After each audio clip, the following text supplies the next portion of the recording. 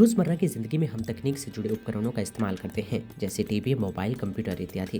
लेकिन क्या आप जानते हैं कि ये उपकरण आपके शरीर पर भी प्रभाव डाल रहे हैं? यही नहीं, आपकी आंखों को दिन प्रतिदिन कमज़ोर कर रहा है। आलम यह है कि वर्तमान समय में इन उपकरणों के इस्तेमाल से छोटे छोटे बच्चों की आंखों पर भी मोटे मोटे लेंस के चश्मे लग जाते हैं। ऐसे में माता पिता का चिंतित होना लाजमी है।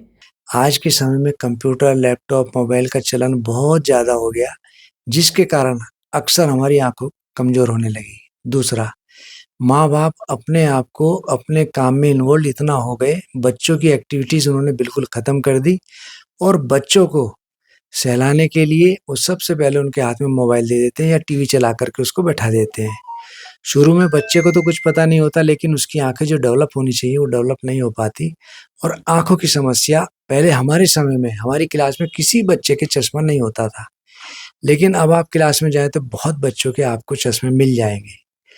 कुछ प्रयोग ऐसे हैं, यदि आप उसको घर में नियमित रूप से करें, तो आप किसी समस्या से ग्रसित नहीं हो सकते, ख़ास तौर से आँखों की।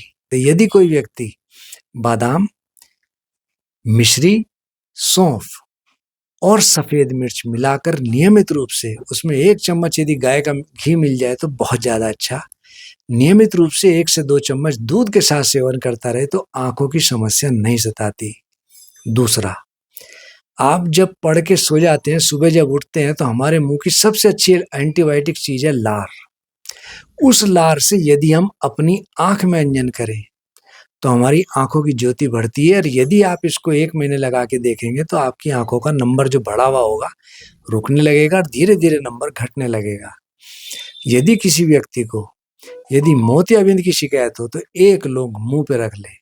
मुँह के अंदर रख कर के प्रातःकाल उस लार को यदि हम आँखों में लगाएँ, तो मोतियाबिंद में भी उसको लाभ मिलता है। आपने देखा होगा अंजनयारी आती है, तो लौंग इसके लगाते हैं। छोटे-छोटे प्रयोग हैं जो हमको बहुत लाभ देते हैं। तीसरा, आंवला।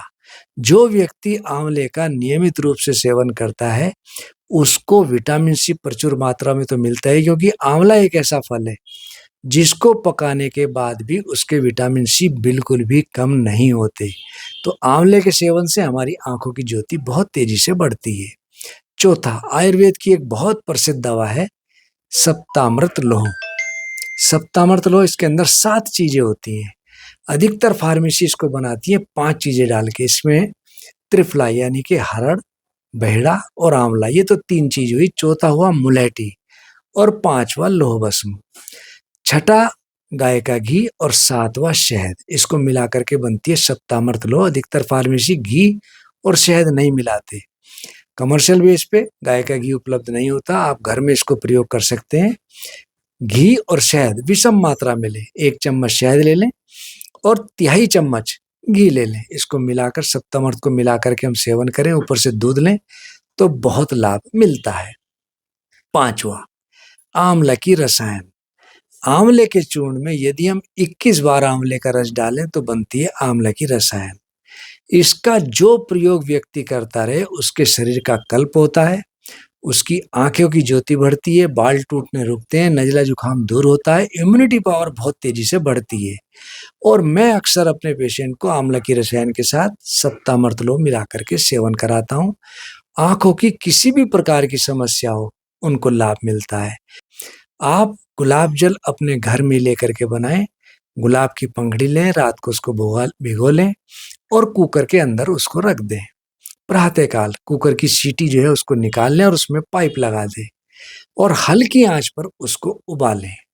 जब उसकी स्टीम ऊपर उभरेगी, पाइप के थ्रू जाकर के ड्रॉप बाय ड्रॉप वो डिपॉजिट होने लगेंगे। किसी बर्तन में हम उसको ले लें और 100 ml जो प्योर गुलाब जल हो, मार्केट से ना लें, इसको घर में बनाएँ क्योंकि मार्केट में यदि आपको उपलब्ध है, तो उसमें बहुत छोटे अक्षरों में लिखा होता है नॉट फॉर एक्सटर्नल यूज़।